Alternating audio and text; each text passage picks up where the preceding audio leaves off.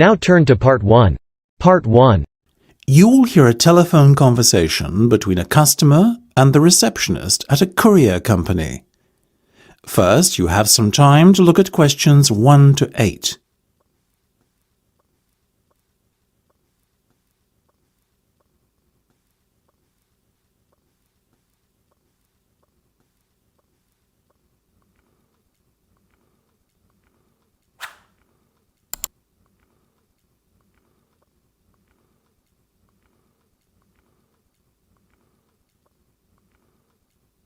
You should answer the questions as you listen, because you will not hear the recording a second time. Listen carefully and answer questions 1 to 8. Good afternoon, this is Rourke's Courier Service. Pat speaking. How can I help you? Hello, Pat. My name's Joanne, and I would like to courier a package, if I may. You may certainly, Joanne. What's your surname, please? It's Jefferson with one F. That's Jefferson. Thank you, Joanne. Now, could you tell me the address where the package will be collected from? Yes, it's my home address, so that's 22 Blue Lane Close, Old Malden, Surrey, KPT 530. Very good.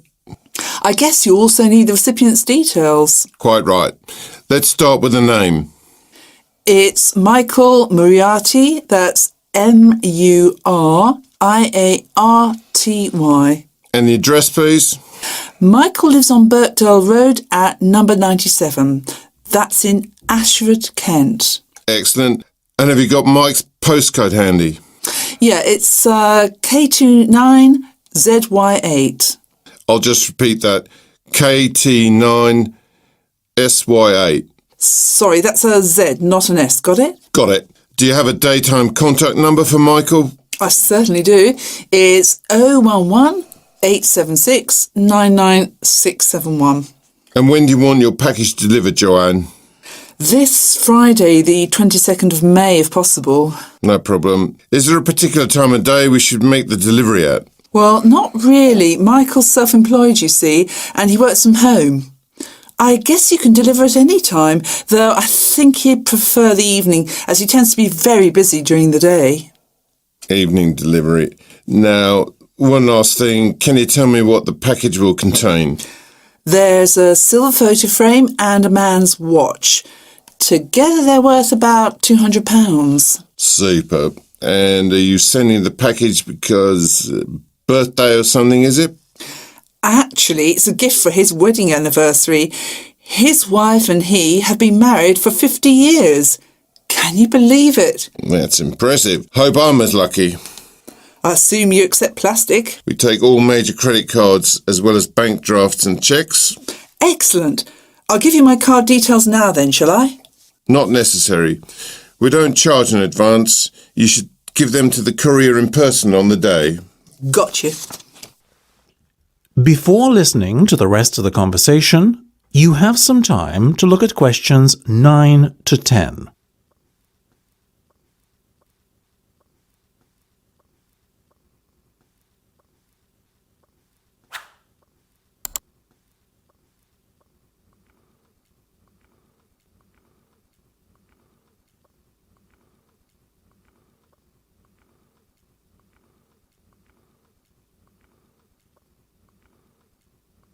Now listen and answer questions 9 to 10. Now, delivery will cost you £50, but I can recommend something. Of course. If I were you, I'd take out our goods in transit insurance as your package is quite valuable. Isn't that included in the price then? No, you're only covered for theft, but not for accidental loss. Surely you're responsible if the product gets mislaid. Not since the recent change in legislation. Customers are now required to take out an additional insurance to cover this risk. That's ridiculous. So I pay £50 and have to cough up more money if I want to make sure my package doesn't get misplaced. What am I paying you for? I'm sorry, Joanne. I wish I could change the situation, but I can't. How much is this insurance then? £2. Ah, well, why didn't you say so? In that case, I'll take it. Great. Well, that should be everything for the moment, Joanne. We'll give you a call, let you know we're coming. Thank you. Bye-bye. Cheerio then. That is the end of part 1. You have half a minute to check your answers.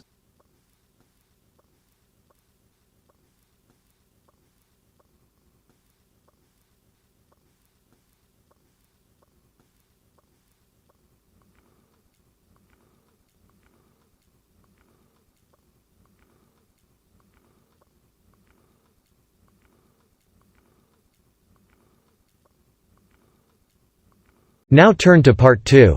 Part 2. You will hear a museum guide talking to her tour group. First, you will have time to look at questions 11 to 15.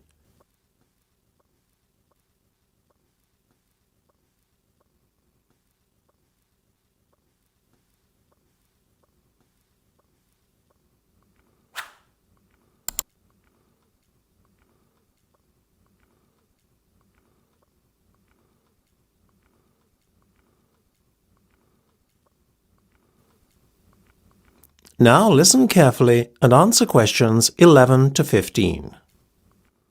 Welcome everyone. You are standing at the entrance of one of Britain's oldest and most prestigious museums, the National Art Museum. My name is Sarah and I'll be your guide today. I hope you'll get as much enjoyment out of taking the tour of the museum as I will taking you on it. OK, let's get started then, shall we? Directly in front of you, where you came in, you can see the cafe. We'll have time to stop there for refreshments a little later, but for now we need to pass through it and make our way to the Renaissance Period Hall. Come along. Look here. There's a door at the back of the cafe, but we're going through the door on the left for the moment. Follow me. OK, our tour starts here, in the Renaissance Period Hall. But before we look at some of the wonderful works of art which adorn these walls, let's glance at the map of the museum and discuss the itinerary for the rest of the morning. We don't need to go back out through the cafe to get to the Classical Period Exhibition Centre. There's a door right here at the back of the Renaissance Period Hall which leads right through. And that's our next port of call. Then we're going to leave the Classical Period Exhibition Centre and I'm going to take you back out through a doorway into the main corridor. There's a lovely exhibition of works by London artists dating from as far back as 1500 there. From the corridor, it's off to the information desk to pick up some leaflets for the next section we'll visit, the Albert Gallery. That's here, at the bottom left of the map as you look at it, and the entrance is just opposite the information desk. Behind the information desk, by the way, you'll find the men's and ladies, should anyone need to excuse themselves momentarily. Our last stop takes us back out into the main corridor, through the ticket office and into a very special section which we only have the pleasure of seeing on account of the fact that we're on a guided tour, the Restoration Office.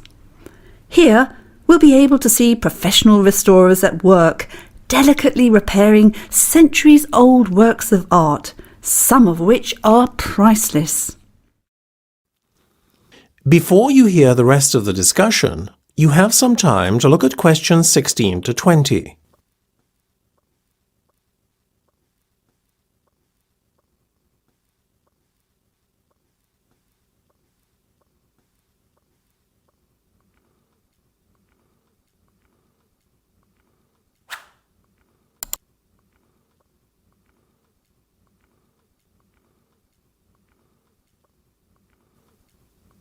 Now listen and answer questions 16 to 20.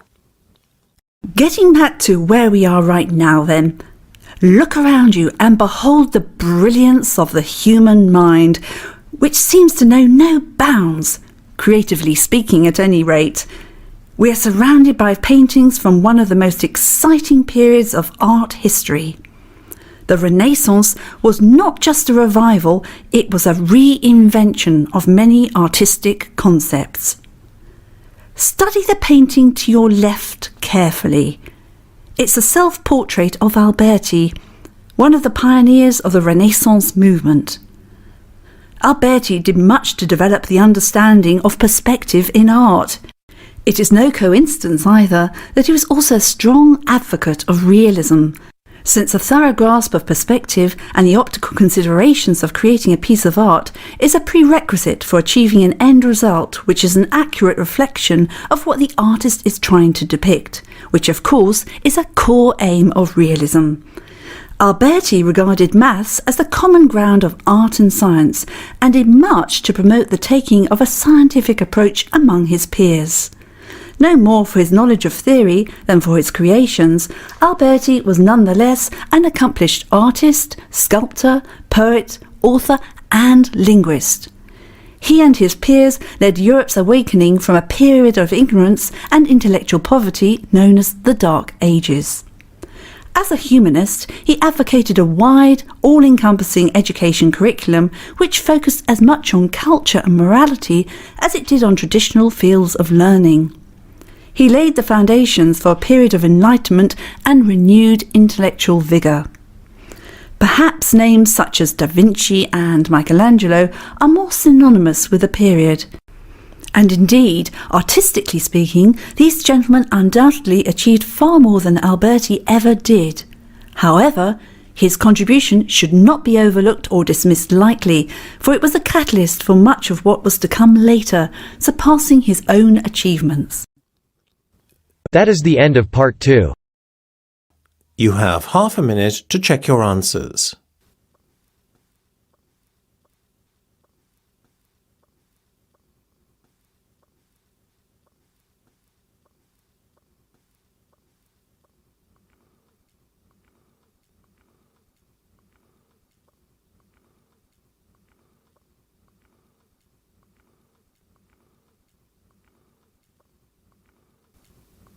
Now turn to part 3.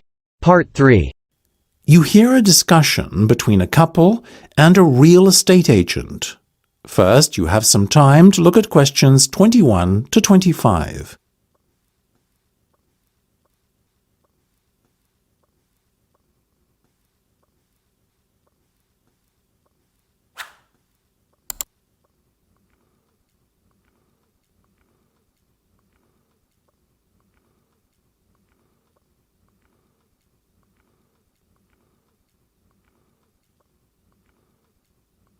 Now listen carefully and answer questions 21 to 25. Now, this first property I'm going to show you will be ready for letting in about 2 weeks. It's on the market for £1,500 per calendar month, but the landlord is open to offers. If after the viewing you think you might be interested, might I suggest that you make an offer, however, as a property like this won't stay on the market for very long. My first impressions are good, I have to say. I like the location. It seems to be a quiet residential area, and the proximity to the common is advantageous, as we like to go for walks together in the evening.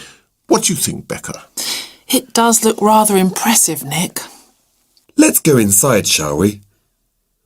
Now, as you can see, the front door opens into this lovely, spacious reception room where you can welcome guests. Let me lead you into the kitchen area, which is just through here. I know I've asked you this already, but I just want to make sure that the furniture stays, correct? Yes, everything you see here will remain on the property. The only things the landlord is taking with him are his television and DVD player. Why is he vacating such a lovely flat as this? He and his wife have just had their first child, and they felt it was time to look for somewhere more spacious which can accommodate a family more comfortably. They've just purchased a 3-bed house in one of the city's suburbs, but they were eager to hold on to this property too, which is why they've decided to let it out. They now look at their old home as an investment proposition. Very sensible. The size of the kitchen is something I have a little bit of an issue with, though. After all, while there are plenty of counters and workspaces, there isn't a kitchen table or anywhere to eat. True, but come through here and you'll find a very generous dining area. Wow, this is roomy. We could definitely entertain here, Nick.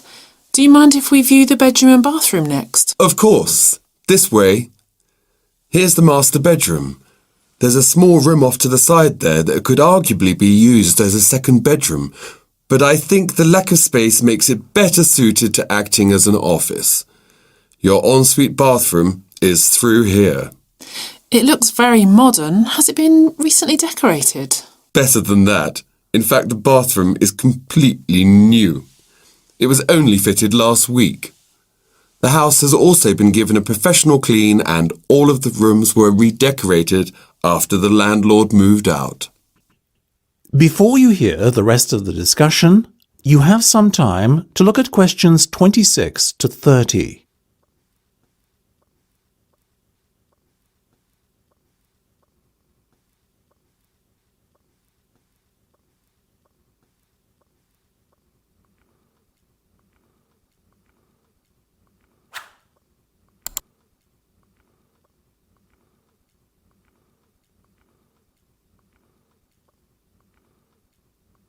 Now listen and answer questions 26 to 30. You can probably tell we like it. I'm glad to hear. But now let's get down to business. It's on the market at 1,500, you said, right? Right. Well, realistically, what do you think the landlord would be willing to accept? I would say offers over 1,400. Well, I'm not prepared to offer that. I'll make an initial offer of 1,200, and if that is rejected, I may consider upping my offer by £100, but that's as high as I'll go. As you wish. You are happy with an initial contract of 12 months, I presume? Yes, assuming there's a break clause after 6. That's no problem. The standard contract allows you to give 2 months' notice that you will vacate the flat from the 4th month onwards, effectively. You can vacate any time after the 6th month, provided you give the proper notice in advance. All sounds good. So what happens next? I will put your offer to the landlord, and if he accepts it, you'll be asked to put down a holding deposit of £500 to take the property off the market. Then, assuming your reference and credit checks come back okay, we can sign the letting agreement and get you moved in. Before you sign the contract, though, on top of the £500 holding deposit, you will have to put down a further 4 weeks' rent in payment of the full bond deposit, as well as fronting up your first month's rent in advance. What about your fees? We charge £120 per person to cover our administrative costs and reference checking. So times that by 2, and that's what you'll have to pay me. OK, well, thank you. We'll need a couple of hours to think it over, but we'll give you a call as soon as we decide one way or the other. That is the end of part 3. You have half a minute to check your answers.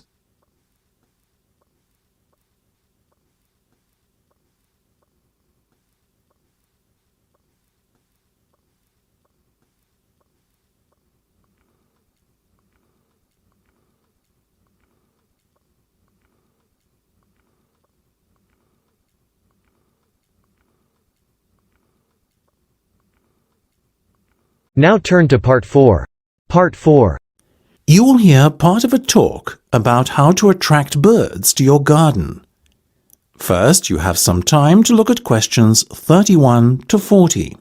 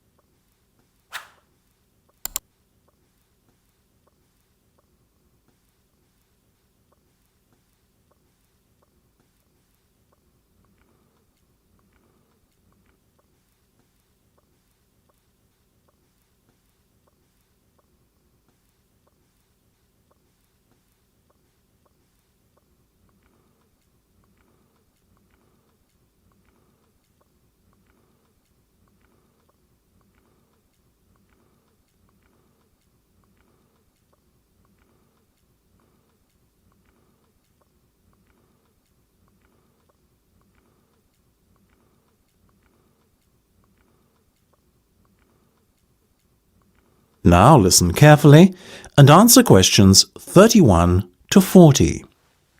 The best way to attract birds to your garden is by satisfying their basic needs, which are the need for water, the need for food, and the need for safety. Birds drink water and bathe in it, and many also use it to make mud to build their nests. A simple bird bath, which can be nothing more complicated than a shallow dish, will therefore attract birds. Don't use tin pans, as these get hot under the heat of the sun. In fact, a cement bowl is probably going to be the most effective bath to use. But make sure that it is no more than 6.5 centimetres deep.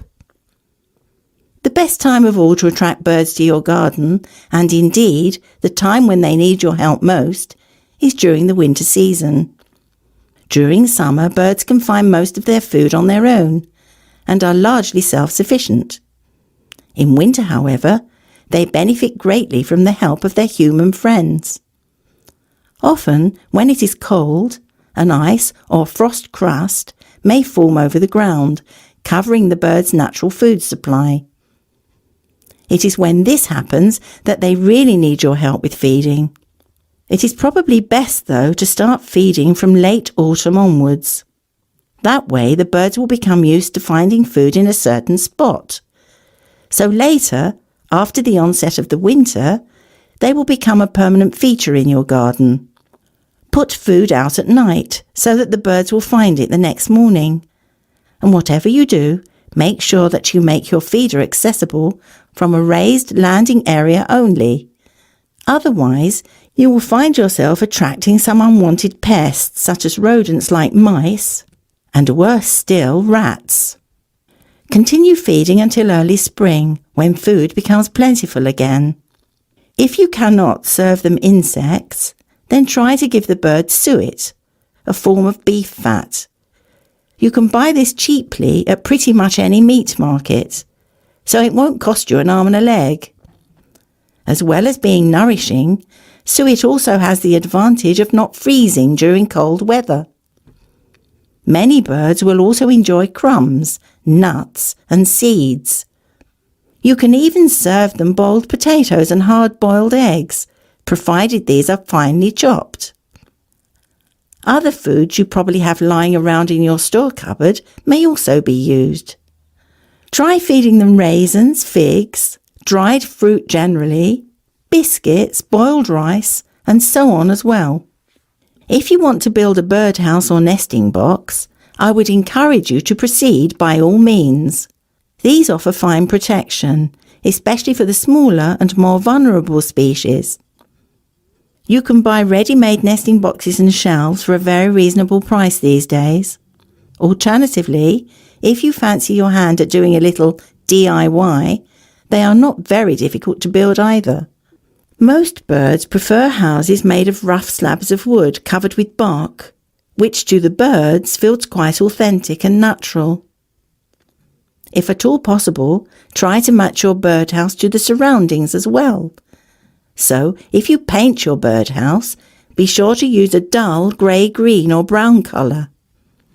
The simplest type of birdhouse to construct yourself consists of a hollow branch nailed to a tree. When you are erecting your birdhouses, be sure to place them a good distance apart from one another.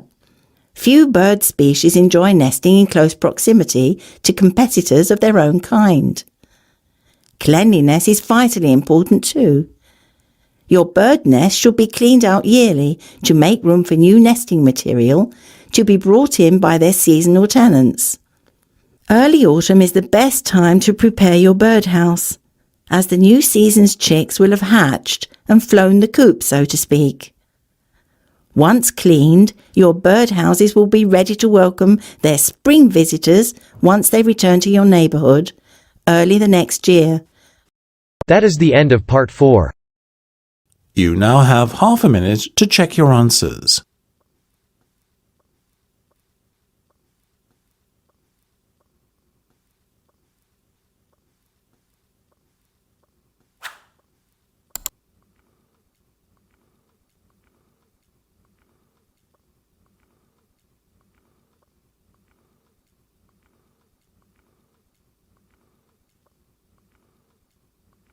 That is the end of the listening test. You now have 10 minutes to transfer your answers to the listening answer sheet.